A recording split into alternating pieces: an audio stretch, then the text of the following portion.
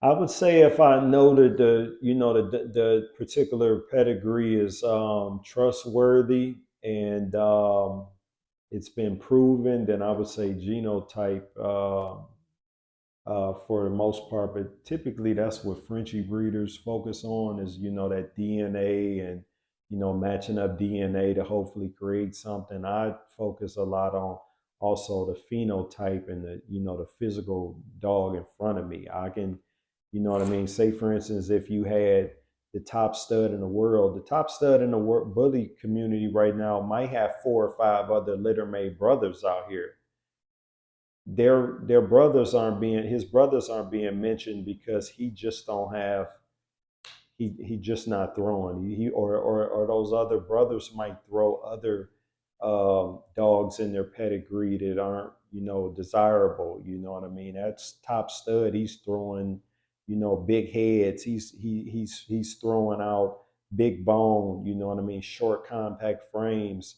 All of the good qualities that the customers are looking for. His litter mate my brothers might be throwing taller exotics with snippy muzzles. They might be throwing underbites. So, you know what I mean? Sometimes you got to look at the actual dog in front of you. And typically, when with these bullies, the way they were created and the dogs is behind them, um, sometimes you want to the offspring is going to more than less likely resemble the parents, the direct parents. You know what I mean? You can have a dog that's six times that, but if this particular dog with this paperwork don't have a look that match, he's probably not going to produce that look. And a lot of dogs out here too in the bully community, unfortunately, don't have the right paperwork. So you can go off of what's on a piece of paper and try to breed that dog however you want to. You're never going to get that quality offspring because the paperwork isn't correct. The paperwork might be false.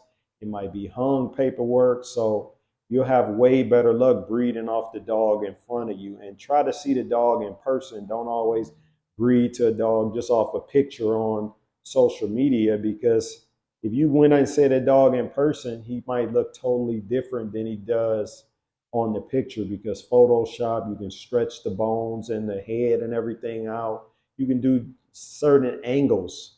You know what I mean? I take photography for clients, and sometimes to get their dog the best look, I might have to take 200 pictures just to get that right angle. And out of the 200 pictures, it only might be one that's worth posting on social media. So, but if you can actually go physically put your hands on that dog, you can know right then and there if that's what you want to build off your program. If you breed off a picture, you might be setting yourself back. You know what I mean? Years to correct and clean up a big mistake. So.